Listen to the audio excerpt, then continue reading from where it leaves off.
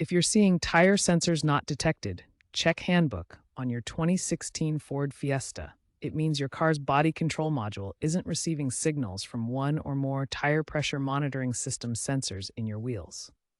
These sensors transmit pressure and temperature data wirelessly. The most common causes are aging sensors that typically last 5 to 7 years, sensor battery depletion, or occasional software glitches. Ignoring this error can be risky, as low tire pressure significantly increases the risk of blowouts and rollovers. Start by trying a simple reset. Drive your Fiesta at 25 miles per hour for about 10 minutes to allow the system to relearn the sensors.